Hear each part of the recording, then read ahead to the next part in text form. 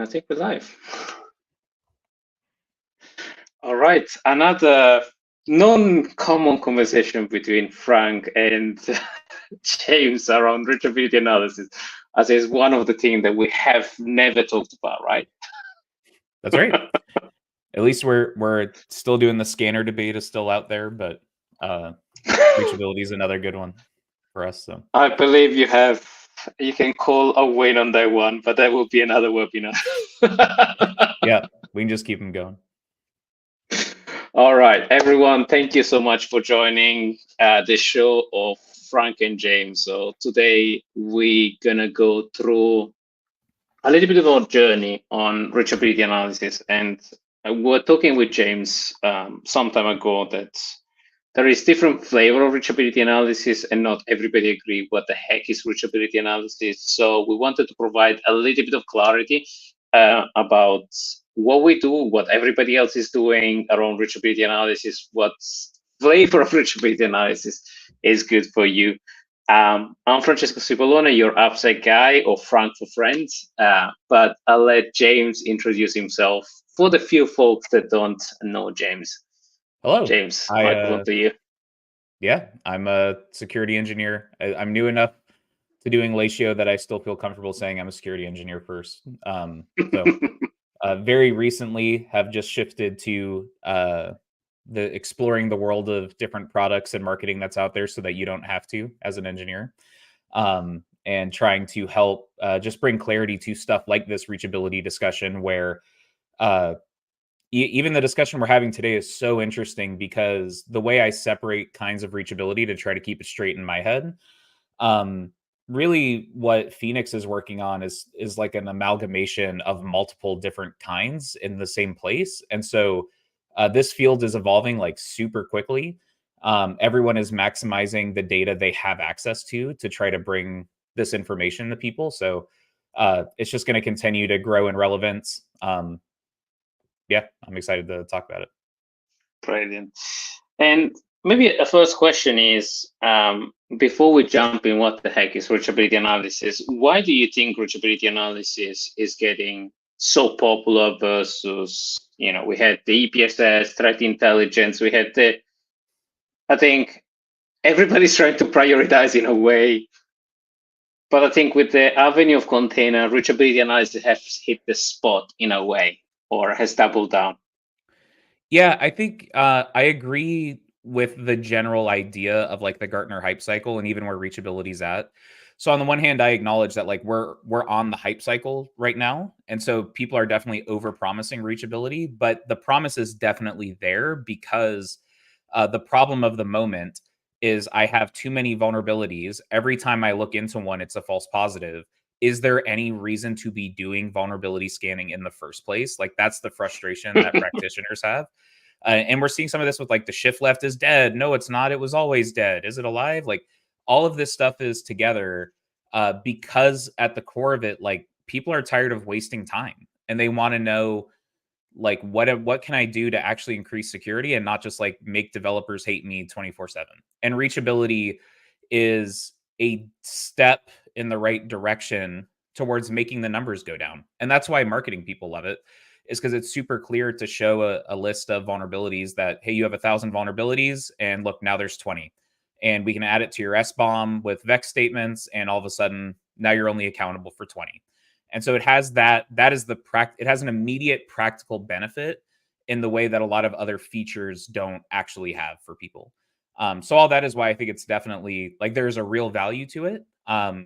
Even if it doesn't end up being a silver bullet by itself, it's definitely the biggest step we've had towards getting some sanity out of container and application security. I agree.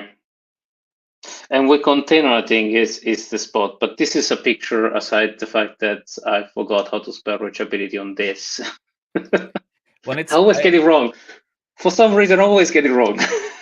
But I think reachability analysis has different flavor and has different flavor when you connect software and operation together. You have the network side of the reachability where I don't know if network reachability analysis container, and container has a whole total different flavor of like, is the cluster reachable, or is a particular node in a cluster reachable, and are you even running in a cluster? And that's the whole cluster mess of things. But on software is a different thing. So it really is a separate beast entirely when it comes to dealing with. I've learned this more and more because most of my security history is in cloud native architectures, which is, I'm learning, like more niche than I thought it was. Like most people are dealing with large mixed environments. And I totally get the confusion because in a Windows environment, all a patch management system is telling you is like, hey, here's the servers to go run Windows Update on, or to like install the new version of Adobe on. Like there's not, it is a different beast when you're, a lot of security people are being exposed to Linux application per language library package managers and containerization and Kubernetes all at the same time. And that's part of why it's so overwhelming. Is there's just like a whole multiple layers of new architecture that are all interfacing together. And it's really hard to keep it straight. So like the example I always go to is I didn't realize that SCA scanning and container scanning for most languages will give you the same results until like just a few months ago. You know, I spent years buying, like I bought one of the first container vulnerability scanners that was out there, SCA scanning super early, and I just didn't know because it's exposure to new infrastructure for people. I think one of the examples that I like to bring into the mix is, and I'll find the slide, but it's how things change and how the different, maybe we can jump in the different flavor of reachability, and one of my favorite diagrams is this one, that is a bit messy, but yeah. So we talk about the different reachability analysis and what this mess is, because people that approach this landscape of like, hey, it is reachable, but what does reachability means? Like we build stuff in a container, we scan a different stage of a CI/CD, and we load this stuff in different container, and we run this container in different ways. So when somebody comes and say, hey, we have static reachability analysis, even the static reachability analysis has flavor. Yes. Do you want to touch on the various flavor and then we bomb on the other one? Yeah. So I segment I segment things first. There's two levels of segmentation. The first is static reachability and the other is runtime reachability. As fun as it would be to say dynamic reachability, it's much more runtime, I think, is the easiest way to think of it. Where runtime reachability has been around for a while in a very basic sense. Like I always go back to the Sneak Sysdig partnership was sort of the first glimpse of this idea of here's the code results when we've scanned statically, and here's what the libraries look like in the runtime environment, and what if we can stitch those together. And they had sort of mixed success with it. If you've used the integration, you know that it's kind of okay. And over time, people have just gotten better and better at both sides of it, to where with static reachability now, we have, here's this library, and then detecting first, is that library actually imported in a piece of code, which means any vulnerability attached to that library. So in this diagram, the example of Snake YAML, the first kind of package level reachability will just show, hey, this library is getting imported and used somewhere. Because a lot of times you'll have a lot of old import statements that just never actually do anything. And that's package level reachability. And by itself, that brings, like 60, 70, 80% noise reduction. And then within that, you have function level reachability, which even I could go into smaller layers of what that means, because that technology is entirely proprietary based on every vendor.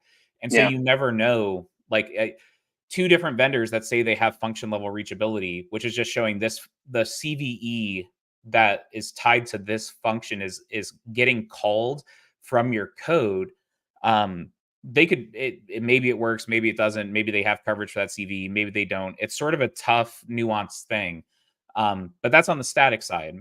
And then on the runtime side, you've got package reachability, which is what Sysdig has had forever, but now everybody sort of has it, like Wiz, all the CNAP sort of do this thing of like this package is used in memory, whatever that means. Like, because they're also doing their own ways of determining that. Like, does that mean that it's executing a process? Does that mean that it's accessing a file? Does that mean that it's loading a file? Like, they're using different ways to determine whatever that means. And that's why the noise reduction on that side is frankly not that great. But then you have this emerging function level runtime reachability, which I think is like the gold standard of the idea of reachability, like if I was to pick one thing, and I think what we're talking about today is like tying all of this stuff together. Yeah. But from a single kind of reachability standpoint, I think this is the coolest because it's telling you not just what function level reachability on the static side is saying, which is that you're calling this function, but it's actually saying, hey, this function is executing with this payload. Like it's a guaranteed, uh, that function is executing and that you're vulnerable because they have access to the entire stack Stack. trace that's happening at runtime. And so there's no questioning that if it's detected there, it is a true positive. But there's still a lot of complexity of how It's you put very this all together. intrusive. But Yes. it's very intrusive. It's the whole RASP, IS, and some of the vendor will hate me, but I've been on the other side of the vendor chair, and I found it super intrusive and super heavy. Now, if you do the decomposition analysis, you can probably run the container offline, and you might detect that something is running. That was the early whiz, I think, thing to do, and I think lace work as well. Well, this is But this gets. I don't want to take us too far astray with this conversation, but I mean, this is why I think it's legitimate to have a different category for ADR because they're using newer yeah, technologies to try to do this stuff where it's like using eBPF function visibility, using application layer baselining, using open telemetry, APM logs. Like there's a lot of cool new instrumentation that I'm very hopeful gives security teams this visibility without step one being, import this SDK, instrument this in all of your code bases, which is not a usable solution for people. yeah. In the meantime, you have tons of like your snake finding, your dependable scan. You have tons of these finding on the left side, and then tons of finding on the right side from a container stack layer perspective. And the way we approach this is say, hey, screw all of this. Let's profile the software and the repo that runs on the left, and let's see if we can find a similar profile. And that's a good use of AI on the container finding so that we say, hey, probably you running this code in this container, and we can safely deduplicate or switch off the things that come from a C-stick perspective, from a waste, lace work, whatever it is, but not being very intrusive. And then we can start looking into the runtime or container or CI/CD to actually do that linking in a bit more precise way. But we found that that has given us only 5% improvement in accuracy rather than the holy grail. Like this is a good profiling method that we found that made us link A and B together if you want. Yeah. And then there is the other part, right? There is the runtime actually running the container. Yeah, I think what's so promising about the approach that you're taking with this stuff is that every time I'm recommending vendors for this, I have to there are trade-offs that happen. It's like, okay, so I want function level runtime reachability. That means I have to augment my CNAP, or I want static reachability, but they don't have a SAST, or they don't have IAC scan. Like there's different scanning trade-offs you have to make when you do these kind of things.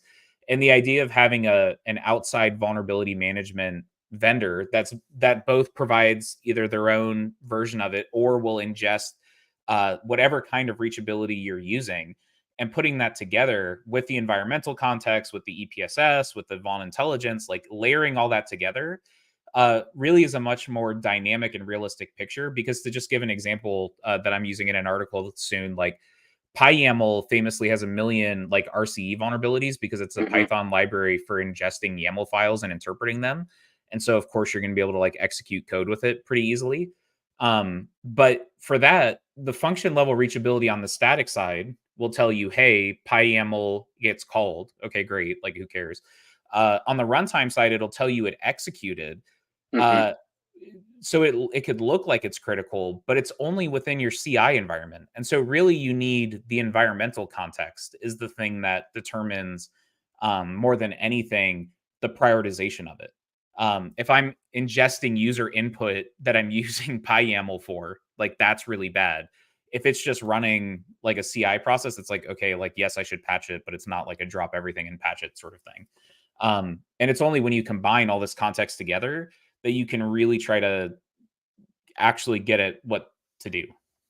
Yeah, it's getting the full picture. That I think is when you bring as well the 3 and 4. So your network reachability analysis, that can be your WIS, that can be your mapping of control, or how deep in your layer of stack you have this container running. But that's where the running content, linking the running container and the original source image comes in place, because you might be scanning container image or running image, and you need to deduplicate this stuff because you can't touch the stuff in here. You can touch the image upgrade, actually the build file image upgrade here.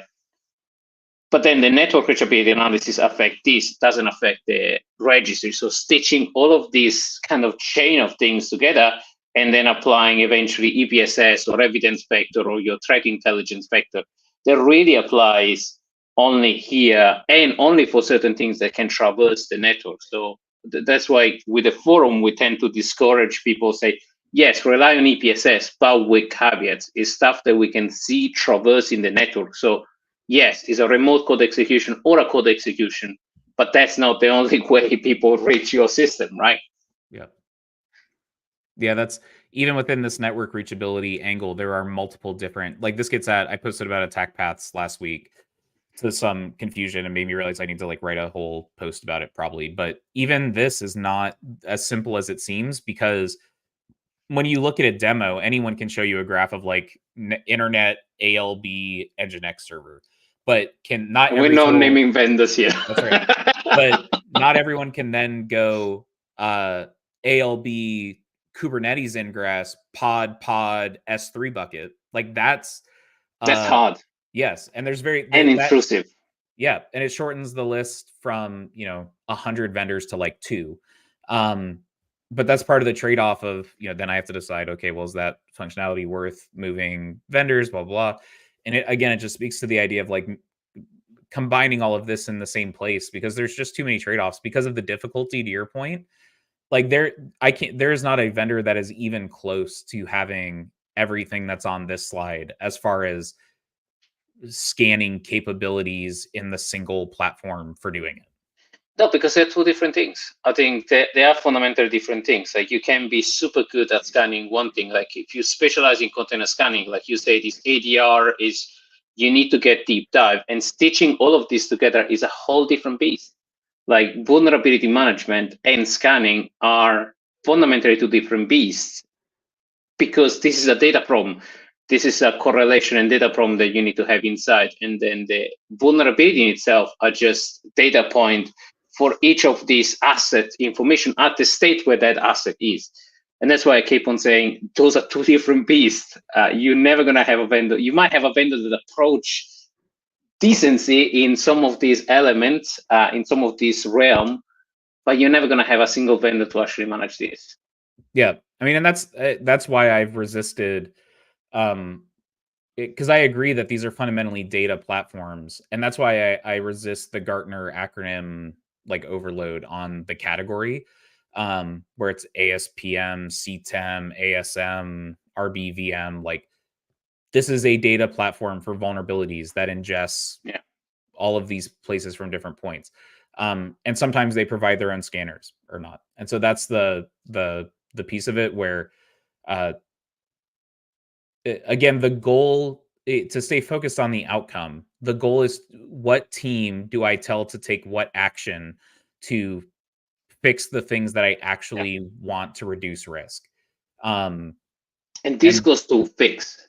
This is to understand the suggestion to fix. Like the risk is there. Like with Phoenix, one of the things we do is, we still maintain the risk level, because this thing is pre-live, this thing is in live. We can't kill those vulnerabilities because they're still live. Fundamentally, you have an attack surface.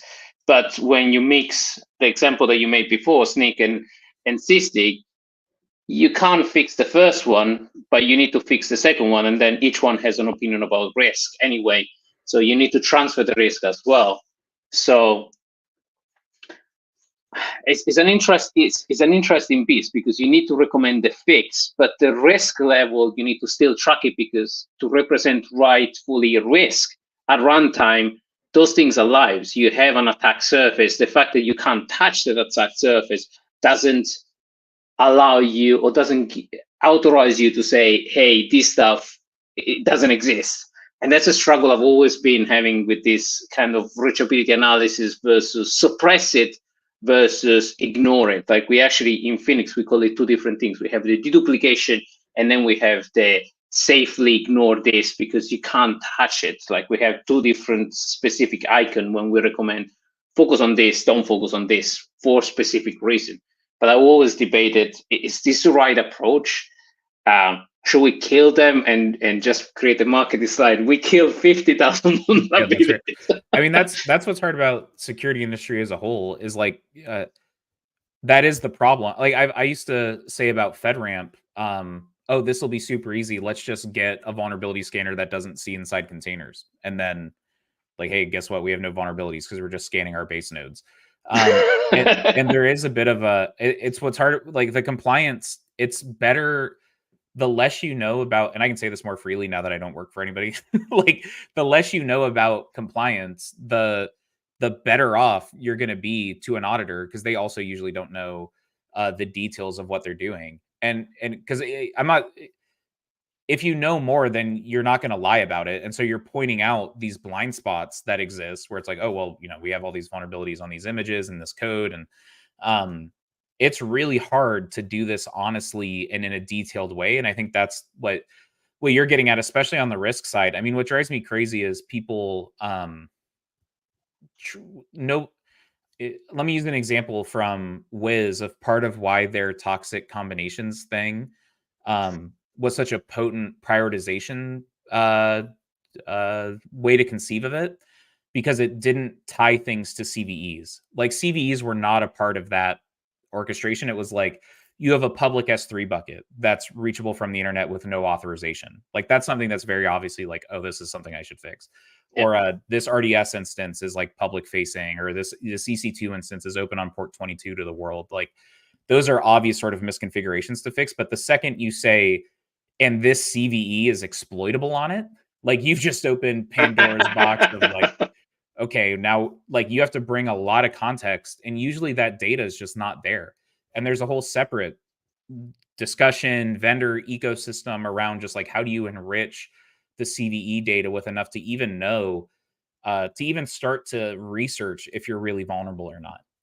Well, if you take this one is potentially exploitable, but you see low exploitation in the wild because it has a low EPSS score, but you have evidence of exploitation. And at the same time, this is not reachable. So if you take just exploitability analysis or EPSS analysis, you will focus actually on this rather than this, because your CSTIC will say, hey, it's in use, hence it's a 9.8. Whilst I think bringing all of this together, and the complexity is even understanding how all of this work. We spent a lot of time trying to stitch this together in a way that is logical, but then even presenting it to say, hey, we're doing magic stuff. It's actually not magic, it's engineering. There is a lot of data and reasoning behind it, but we ignore stuff and give you the finite list. It depends from where you come from. If you're coming from an infrastructure background and patching background, you will trust EPSS or has this an exploit or not more than reachability analysis, because you don't understand or you haven't been exposed to how to the hell of container. Yeah. You saw Kubernetes and chose to go, I'm not going to deal with that. I'll maintain sanity. Yeah. And then you have the other aspect that I think surprised me, how much we can offload from this. Like looking at if a container is even in use, because patching a container is just upgrading a version and seeing if that version is actually running. Well, that's one I talk about this in my like container scanning sucks thing, is that like the vendors, I don't know, like the systems just weren't built from the idea of like, let's try to actually make these results actionable.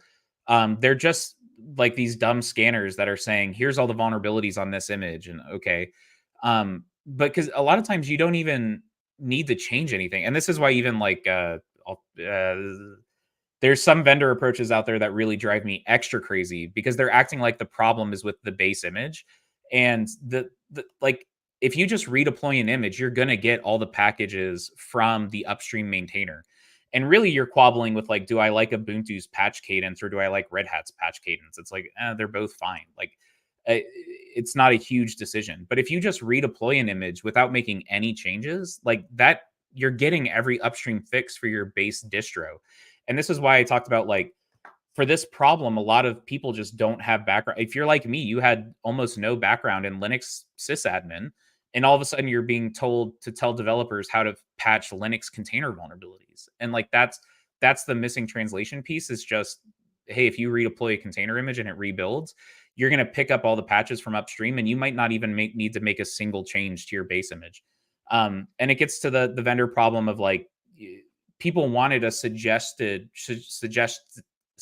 fix for a container vulnerability, and they're being told, like, hey, you need to upgrade base image versions. And that's sometimes true for stuff like if you're using the Python based image or the Postgres base image, but it's not true if you're just going straight from the Ubuntu base image. And so there's like so many little caveats here that even like this data of here's the version that's defined in your code versus here's the version that's running in your environment, like that data is so helpful for people trying to just figure out, like, what do I even patch?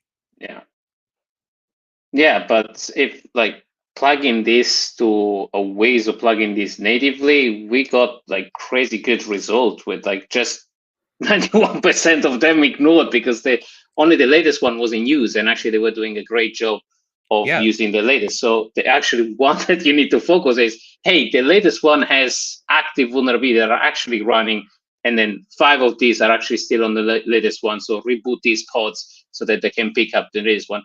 But that's the crazy part of container vulnerability patching, is like rebooting a node will actually patch the node because it will rebuild it with the latest one. And then you repatch the node or you reboot the machine. That's a different story. That's Kubernetes land, I guess. Well, that's why I always, like, the best step you can take for reducing container vulnerabilities is having a nightly build process where you're just rebuilding your images every night. Like that'll be the single biggest step you can take to reduce vulnerabilities. And then from that, then you get into like the scanning and what's my patch cadence and do I need to take any actions? Like it's just those basic things that people just aren't generally aware of it because it's so scary to make changes. It's the auto fix, auto patch kind of mentality that, yes, 99% works, but then you have that 1% when Microsoft release a wrong version of things, or a vendor in red that just stops all the airport, and then everybody goes nuts, and then everybody stop patching and say, I want to deploy things manually. I guess, do you want to do people management or vulnerability management? Yeah. I call it this way. I mean, it's definitely a difficult issue when the test coverage, nobody's ever happy with their test coverage. I just think fundamentally the way that this only gets fixed on the container side if we treat base Linux distros more like Windows patches, where we're just not afraid. No one's ever having a heart attack when they run Windows Update. Like there's a process for, we do Windows Update on this small subset of systems. We slow roll the patch across the environment. It's just that DevOps and Kubernetes and the containerized systems are so new that there isn't this, like, people talk about setting up blue-green environments about 100 times more often than they actually set up a blue-green environment because it's super hard to do that. But just roll it out. Just continuously, as you say, continuously rebuild the image, and you get at least rid of these layers of the underneath container layer of vulnerability. So you actually need to focus just on this. And that's where I think reachability analysis risk really come to power, where you actually just need to focus on the one that really matters, and you ignore the unrunning container or the OS library. So the whole objective of bringing this to life was really to say, hey, you can automate a lot of this stuff, and using vulnerability management as telemetry, as observability, to see, is my auto patching actually working, or you shouldn't be doing those things. You should be absorbing those things and saying, I'll keep an eye on this, but then I'll focus on the things that actually need a manual upgrade, a manual intervention, even a PR and a PR checks, because these things are much more dangerous, I believe, than patches here, because this is your QA. this is somebody else QA. It might break your environment, but those comms as patch are already QA'd or tested. Yeah, that's this is wild. I was gonna point that out as well, that like the open source stuff is a different beast because there is no standardization. Like I can trust that an Ubuntu patch is probably going to be fine. Like I don't have a heart attack before I run apt upgrade or something. But like bumping that snake YAML version, like I really don't know what is going to happen. Change logs are all over the place. Support is all over the place. Some people use semantic versioning. Everyone has a, their super strong opinion about the way that versioning should be done and all of that. And it's that's the hard part. And again, it speaks to good. But that's where the human comes in place. Like that's what I see. Like vulnerability management is a mix between human telemetry and automation, where you use the human. I have my favorite sentence is, don't use a tool like a tool, otherwise you become the tool. And use your security team as a scalpel, not as a sledgehammer. They're not there to actually sledgehammer the patches on the system. You're making their life and everybody's life miserable. They should be analyzing the data in a vulnerability management tool, or get as much data in telemetry as possible, and then decide what is the suggestion that we make to the dev team. Do we aggregate all of this Sankey YAML in a remediation campaign? That, by the way, is something that we released to actually facilitate life last month now, or this month. Yeah, there is too many things. So much of what I've seen from how you handle these vulnerabilities comes down to like where your organization is at with like DevOps practices. So like at PagerDuty, for example, like obviously we were super far ahead on DevOps stuff. Like at least I would hope we were, and we were. I can confirm. And for us, like it made total sense to just hand these results to developers, and like they were all super advanced and able to totally handle like their own container results, their own package results. Like they understood how the whole deployment process was done. They knew their applications really well. Like they could create projects with a great deal of maturity around how we're going to patch and when. But when you're dealing with large mixed environments where, PagerDuty didn't have a large Windows sysadmin team somewhere hiding. But for a lot of enterprises, like they do, and they have a lot of dead applications on mixed life support, stuff, like buried skeletons that they need to try to get ownership of. That's where something like we need a real prioritization engine. The result can't be because in my like cloud native world with DevSecOps, I can just show a developer like, hey, here's your Sneak, Aikido, whatever dashboard, and it's saying, hey, here's all your results in one place, go fix it. But in large organizations, you have a separate large team that is focused on how do I get, like I have strict audit requirements telling me the timelines for this stuff. I can't just wing it. Like FedRAMP requires you have a documented process for why you are ignoring, fixing, putting off, changing timelines. Like any deviation requires a paper trail behind it. And you can't just do this like, oh, the devs will figure out what they're doing and fix it. And that's where, to me, like you need tools like this at your disposal to be able to like evidence. To evidence it, to have a clear line of sight for the auditor. Like this was a lot of what I've done in past jobs, is creating scripts to sort of try to knit all this data together. Like that version difference is an especially prevalent one because a lot of most CNAP vendors don't have great Kubernetes integrations. And so even, if you have 5 new versions of an image getting deployed to a cluster a day, and the auditor, and you have something that scans your cluster once a day, and the auditor asks you for the results of your runtime scanning, like which one do you give them? All of them? Yeah. And so that's, what we've done, or what I've done before, is like we were scanning our container registry for all of the versions of the image that were deployed on that day.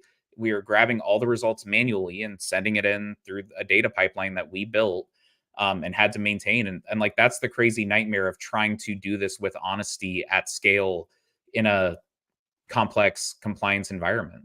I think you hit the nail on the coffin. That is at scale. Like these things are huge. Like even patching machines, VMs, You can have tons of them, but with the cloud and with container, this role is massive. So even trying to remotely think to do this, not programmatically, is insane.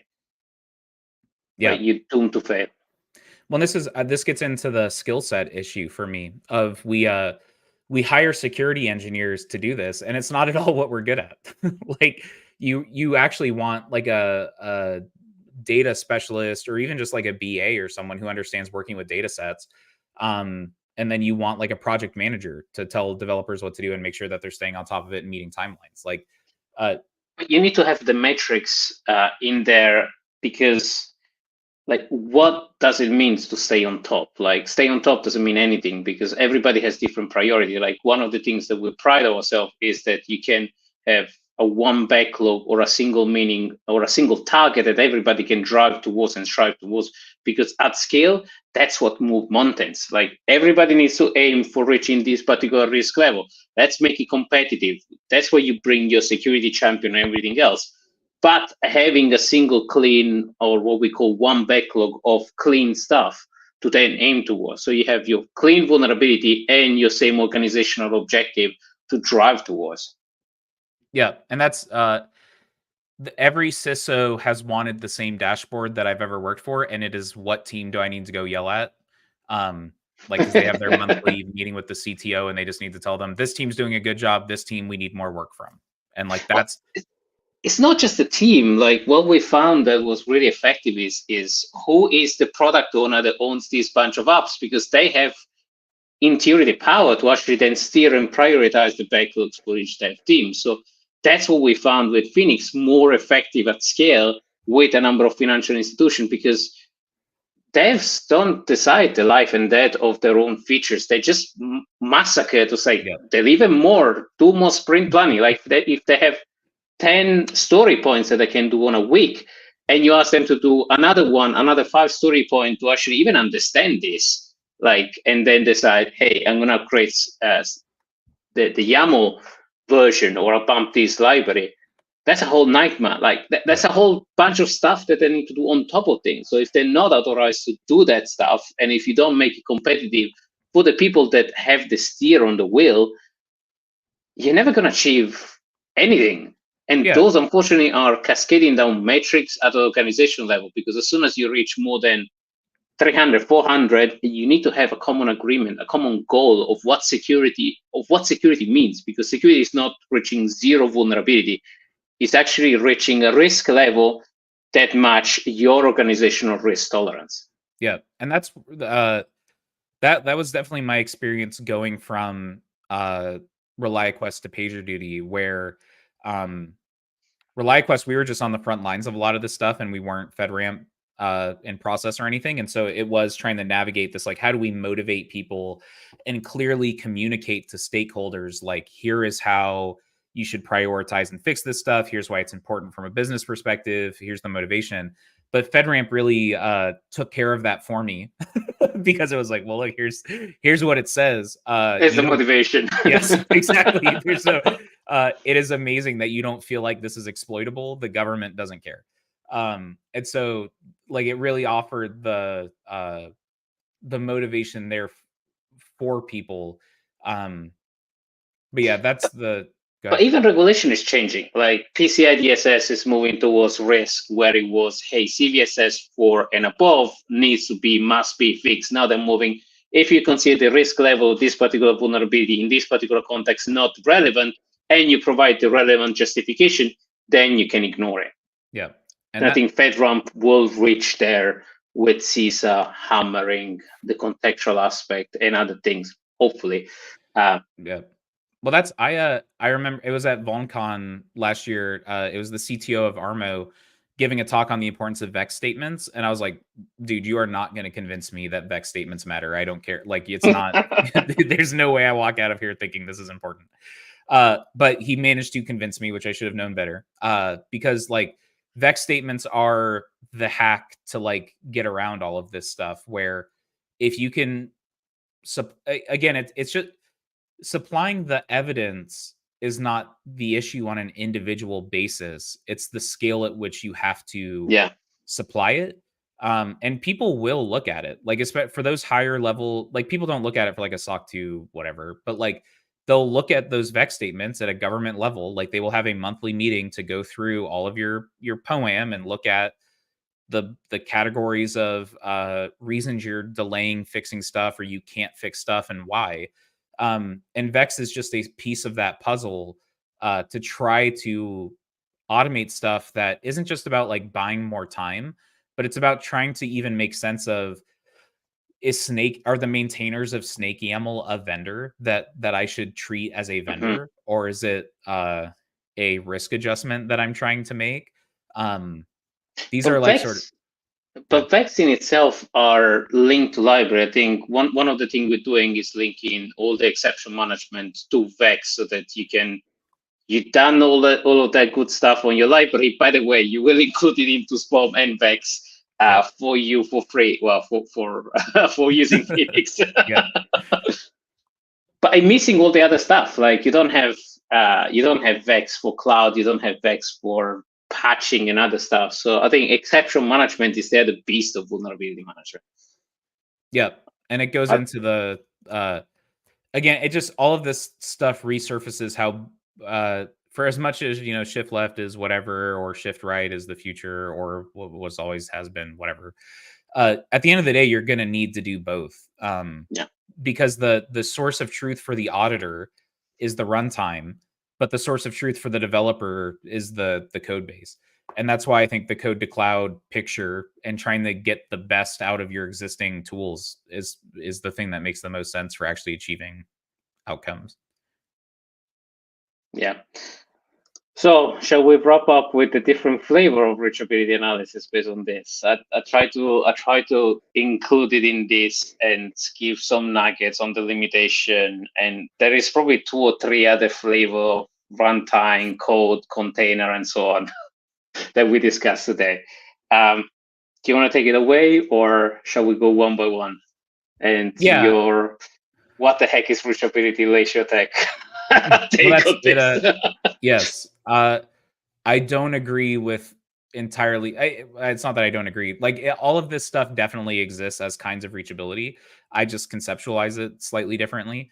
Because I can go back to that. Like, you're either some flavor of looking at the code and trying to determine vulnerability, or you're some flavor of looking at the runtime environment and determining Mhm. reachability from that.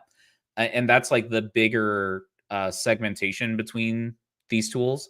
But it's just too much. And as far as even like trying to give when I give differentiators, it's between it's between a specific segment of the market that I have to like take a step back and realize isn't even like where most people are at, because I'm thinking specifically like check marks versus sneak versus endor versus backslash on reachability. And like that's a very specific like segment of vendors, but I'm not looking at like what does it mean for people who are looking at it from like a NetRise context or a reversing labs or like some of these Mhm. more Windows or IoT oriented solutions that also have reachability, and they mean different things by it, or even like Lineage and SBOM man. Like there are so many different vendors who, when they say, they all have different pieces here, that it's almost impossible to even um dig into at like a broad market level, like what's happening, besides just what I did earlier of like the code versus runtime, and then package reachability on both, or function level reachability on both. Yeah, but a reachability level on code or runtime, I think that's the flavor of that. So 1 and 2 for me are really 2 big caveats when you're talking about code. So software reachability analysis are static points when you analyze the code or the build file, and when you analyze a container runtime and linking them together, eventually 1 and 2. And then if the container are actually running, that in itself is a way for me to call it even reachability analysis, or it gives that reduction of vulnerability. And then on top of that, you have all the cyber threat intelligence, the attack path, the network reachability analysis of different level and flavor. So that's my third flavor of Yeah. network reachability analysis. And I'm debating if network and CTI can actually even be mixed together as just one big. That is is it reachable from a network perspective? Is it in use basically by the broader attacker community? So that's the three left parts, the three right part for me are in a way a bundle, and then you have 1 and 2 as a second bundle. Well, that's so I have a post coming out tomorrow, hopefully on like static versus runtime reachability. But then the piece I'm doing after that is going to be even more like, I don't know, either really cool or totally indecipherable, which is like breaking apart even the kinds of runtime reachability that are out there and talking about Jesus. yeah, because the way that I was conceptualizing it, I was convinced was actually wrong in the sense of package level reachability is good, function level reachability is better. But the answer is a little more nuanced than that, where it's like sometimes network reachability is good, sometimes it's bad, sometimes function's good, sometimes it's misleading, sometimes like depending on the specific vulnerability, each type of runtime reachability has specific trade-offs as to like if it's helping or if it's sort of misleading. Because if you just think of it like if I deploy an attacker, if I give I did an interview with Jonathan Jacoby recently, who's doing hacker stuff. Like if I deploy him on a Linux box, and it's got a bunch of packages that aren't loaded into memory or executing a process, but they have a ton of like privilege escalation vulnerabilities, like he's gonna load it. Yes, like, exactly.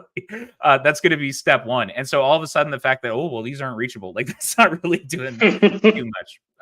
And so I that's think why reachability is just a way. It's the first step. It's not the final right. step. It's a way to actually focus on what's more burning. It's like if I have 50 fire, which fire is under my feet burning me, and which fire I can postpone Yes, it to the time when an attacker comes. No doubt exactly. that all of the fire or the majority of the critical fire with remote code execution or memory stuff that are the more popular hacked stuff. Yep. But I think what we're actually trying to talk about too is like the application layer exploits, which is more like Migo territory of like the when we talk about is a function executing, what we really mean is can an attacker exploit this like from the front door of your web app, which is a different than like, I've given a hacker direct access to my Linux box. Because in that point, if someone has access to a web app, it's still technically possible they have a way to start like dormant packages, but it's much more likely that they're going to be exploiting like application layer attacks. Mm. And so I think that's really what we're talking about, but it speaks to even this divide that's been happening within DAST and pen testing for a while now, where some pen testing and DAST vendors, I'm always, because I think so application-y about this stuff that I'm thinking of like GraphQL enumeration and like crazy DAST setups. But then like there's a whole segment of the DAST market that's running like Nmap scans against network endpoints. And it just speaks to that infrastructure application divide where people are still figuring out like, how do we combine this stuff? What does it mean to combine it? Do we even want to? Like, it's very rare. I can't think of a vendor off the top of my head. I could, I'll just say the silver bullet doesn't exist. yeah. I think I think vulnerabilities are a lot, and some of them might be fixed, some of them might be not, but it's a conscious decision that somebody needs to make. There will not be, even us with the best in the world, and I'll wave my own flag, but there are other that are good as well. Even us, we just give telemetry and information, then you make your own decision on how at risk you want to be. We're never going to come and say, hey, all of this stuff you really need to fix, but we give you, hey, we think that these things are risky because A, B, C, and D, and Z, but we're never going to make a decision for you. So you need to decide, hey, let's start working on this, and let's progressively lower the bar of tolerance. And then if in a month I release, I don't know, I inherit 50 packet, I buy a company, my risk level jumps to 200 because all of a sudden I've inherited a Pandora box of smelly stuff and I need to fix it. So risk tolerance change all the time, but ultimately you'll never find a tool that gives you the silver bullet because the silver bullet doesn't exist. Yeah. And it's, I mean, it goes back to even why CSPM was such a value prop to people in the first place is when you have an acquisition like that as an example, the first things that are going to come to mind is like, let's integrate our SSO. Let's check the permissions on the IAM policies. Like, it's not going to be what CVE exists in what context and what's the timeline for fixing it. But that's where it needs to get to. And that's where like this, all of the jump from like basic CSPM type stuff to like, how do we build a CVE patching program is a huge gap that I think people are still trying to navigate what that looks like. So what the heck is reachability analysis for That's right. James? It's whatever the marketer or the sales guy you're talking to wants it to be at the given time. So how do we create some clarity around this? I think my take, and I want to hear your take after that. It depends on how heavy are you on one end or the other of the spectrum. If you're heavy on cloud, your network reachability, and you're just running boxes of purchased product, your network reachability analysis, this side of the house is the stuff that you're looking more. Yes. And James will spend 0% of his time talking about it or thinking about it. Because you come from the AppSec world, and there is a whole population of people going more into these AppSec words and how risks change across that is where this comes really in hand, because you need to consider all of these for reachability analysis, and then depending on, hey, I have tons of apps that are running in the cloud, or I have more cloud stuff and very few apps, or I haven't even touched the AppSec side because I'm still trying to get ahead of my patching schedule and stuff. Like, I think there is a different maturity level, but everybody uses apps in container in the cloud of some sort, unless you're a unicorn that run your own Linux operating system and you still build monolith, and they're still there out there, people that do that. But for 80 or 90% of other people, this will be super important. Yeah, and that's honestly where a lot of my I agree with you that it's situational, where the kind of stuff that I talk about is for a very specific architecture. And if it's James at like giant megacorp that has this big diverse architecture, first, I'm probably not going to be there for very long. But second, like I think that buying tools from a scanning perspective that fit the environment is very important. Because I've been forced to use some of the like older vuln scanners that have, we have a cloud. We bought a CNAP provider, and now look, we put our logo is on it, and now we have a cloud native offering. I really think that's a disservice to like trying to do this. And that's why I talk about the vendors that I talk about is like who's doing actual innovative work on this like cloud application side of things. But I'm very sensitive to the fact that for the vuln management space in particular and trying to put this story together, it's why I recommend Wiz a lot to people for CSPM, even though it's not the solution that I personally think is the coolest, because people have these big mess of an infrastructure and they say, James, what tool should I get to scan it all? And I was like, all right, well, there's Wiz and Orca are like the two that you can use, like just for checking this basic box of like, I want to scan all of this crap that's out there and try to like get stuff together. And it goes back to your point around the reachability and the stuff you care about is going to depend on the kind of company that you are, which is also why I'm not a big fan of like the Magic Quadrant type stuff where it's like, Palo Alto is the world's best scene. It's like, okay, what is it? Every one of these tools has different capabilities that are better or worse fits for different companies. And that's how people still need recommendation. Like, right. And one of these tools will become irrelevant. The other one will become more relevant. And that's why having an independent vulnerability management that sits on top of all of this and makes sense of all of this, gives you the right metrics like Phoenix, is the direction to go. Like, if you're doing anything at scale, it's insane to manage this individually for each individual tool, because you get vendor lock-in, first of all. So you have to buy everything from one vendor, despite the fact that that vendor will release a crappy version of this or will buy a crappy version of that. And platformization is is a real thing, but crapformization is also a real thing. Yeah, I always go back to that where it's like, oh, security people keep buying it, and I'm like, they aren't saying good things about it. Like, there's no one's writing gush posts about how much they love the. Oh, it just pains me to not say vendor names or not, but I'm not. I don't know. Yeah, there are plenty of Everybody bad can be experiences. specialized in one thing, and having 80% of something good, it's okay. But I think as the market shifts and moves, people trying to cut costs, there is definitely a concentration of CSPM vendor, some ASPM or AST or different flavor of stuff on container scanning. So I think the war divide between software and cloud, and then if you try to bring together, it's a whole messy world. So that's where we come strong. Yeah, and we haven't even talked about to the point of there always being space for a tool like this, is we haven't even brought like user endpoints into this. Like, how do you prioritize patching like James's laptop that is also running a local version of this application and has duplicate vulnerability results as a result of it? And that's just like another box that no one's really opened and gotten into the system super well. And it just speaks to the difficulty of the scale problem here and what we're trying to do. And how do you divide, for example, OS continuous patching versus software patching in a box that is the same problem that you have in container? And that's a thing where some other vendors, like just specializing in patch management, are really good at. But then you put that same vendor in a scenario like this, and it explodes, and then I receive a call, can Phoenix help?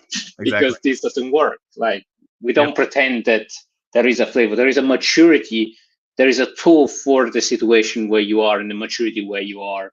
And sometimes you don't even need a tool like this. If you are less than 300 people, you can just run your scan and you can ask people to fix stuff. But after that level, you're going to get hit by so many vulnerabilities that you'll need to prioritize, justify, regulate, and stuff like that. So, exactly. That's my 5% on that. Yep, we agree. James, last shout out, and then we'll see if I don't think there is any question, or we've been talking about and fulfilling every desired question. But if guys can put question, we should be able to see that in the chat. In the meantime, James, what your future of these words going to be in your view? I more and more view cloud and AppSec consolidation into product security as being a sensible thing to do. A big question for me is like operations for that team. Like, I think we're going to end up with like two different SOCs, like a cloud SOC and a on-prem SOC, but I'll leave that as like a separate thing. And then this vulnerability management, I think, will emerge as like a separate staffed, whether it'll probably be on the same team, but just like everyone needs someone who's dedicated to this problem on their team. And organizations are hesitant to do it because they feel, oh, we have security engineers or whatever. But like,